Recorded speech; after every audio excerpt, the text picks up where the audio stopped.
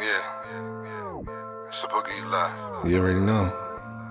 You already know. Get your latest fitteds and hats from Swamp City. Swamp City! Swamp City! Wakanda forever.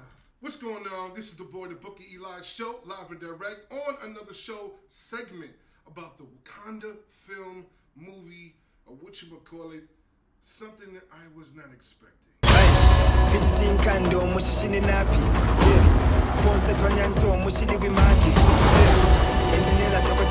His people did not call him general or king.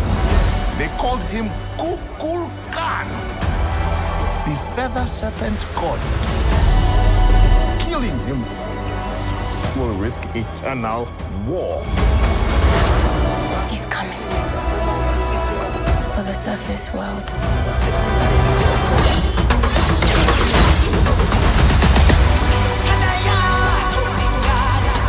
We know what you whisper. They have lost their protector. Now is our time to strike.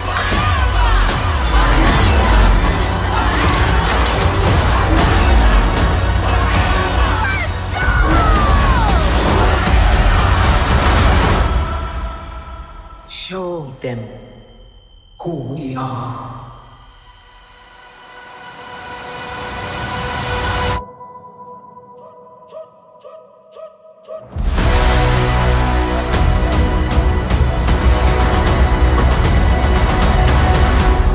Alright, so let's get straight to the bottom line.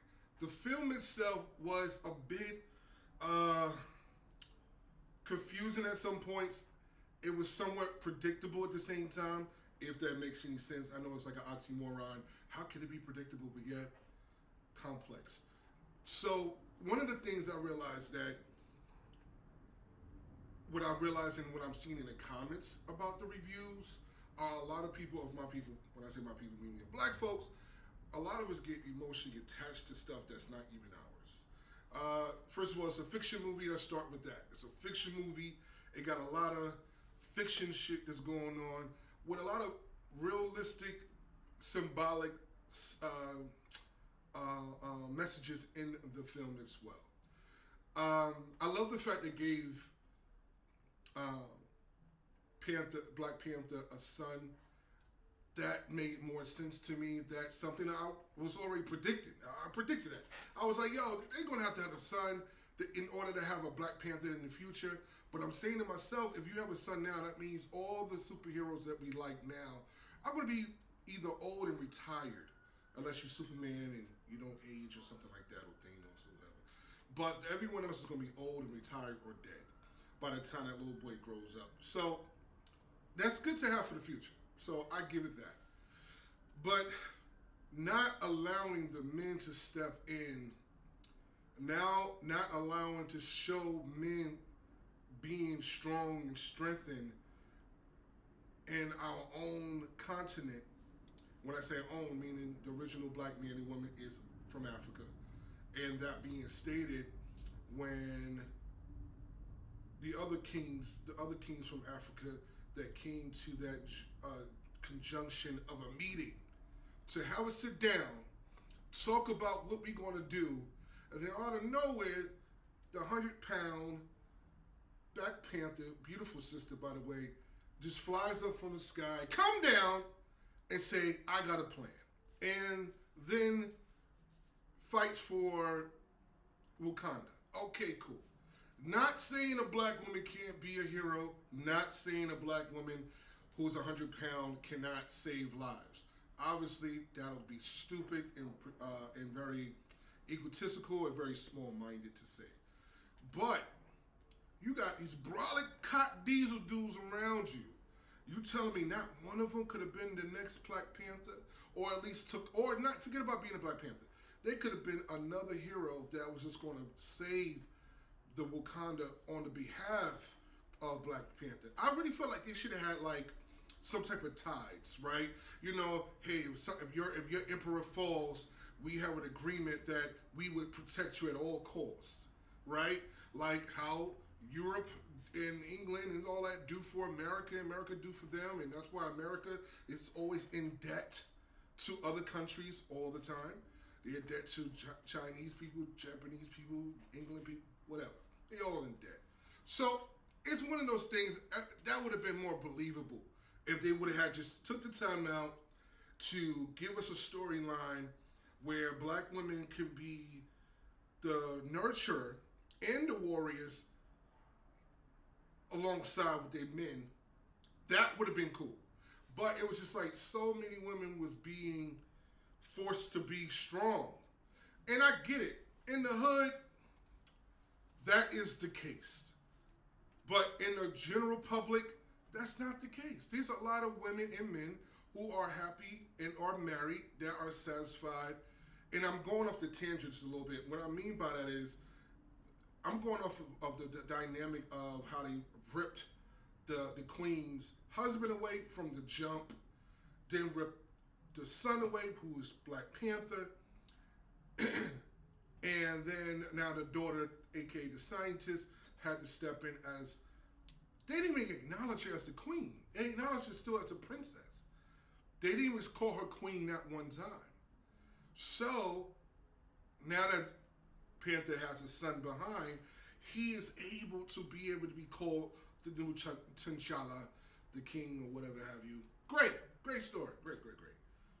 Now, my Mexican sisters and brothers, okay, the original Indian people of the original indigenous people of this land, why they had to turn them into mutants and be under the sea and shit like that? Like, I don't know. Don't get me wrong, the city looked dope. It was dope. It was beautiful. It was nice. But it just shows how confused people of color sometimes turn out to be. In the sense of, we always go into the mindset of, okay, let's figure out how we can steal from each other, rape each other, kill each other, do this. It never show how we could come together with two brains without putting egos to the side. Naturally, people have egos when you're trying to run the country or the world. I get it. That's true. People naturally have egos. But in this movie, I felt like it was a symbolic message that's letting your ass know that men are being forced to be feminized, weak, and it's being reversed. Now, there was a time that women couldn't speak. There was a time women could not say what they wanted. They couldn't vote. They couldn't do a lot of things. So I get the purpose of wanting to have women power, having the rights to feel the way they need to feel and make them feel supported and make them feel like they have equal rights. But when we get into the equal rights concept and conversation, it's not always equal rights. Now, do women need to be respected? Absolutely. Do women need to be heard? Yes, indeed. Do women need to be treated fairly? Yes, indeed. But there are some people in this world, life is just not fair. And life is what it is. Meaning, if you are a 100-pound woman and you have 20 men that are cock diesel, brolic as shit, with 200-pound muscles, are you going to send a 100-pound woman to save your life and save your children? Or are you going to get a man who's big and strong that can snap someone in half?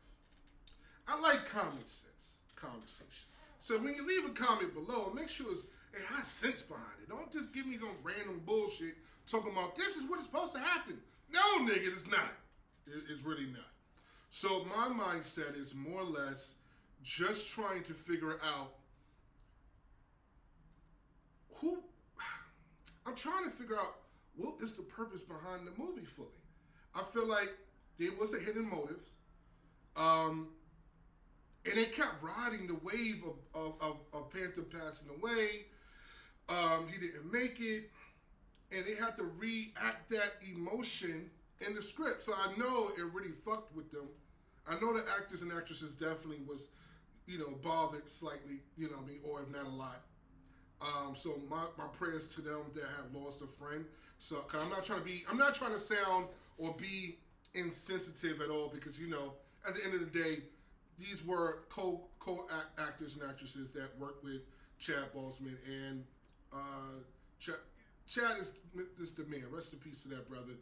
But I feel like they did a disjustice to a certain degree, where they kept riding the wave of him passing, because what movies do is they capture your emotions, and that's the goal. If you can capture the audience emotions and get them inside, and keep them intact, then that means you got the box office going up the roof.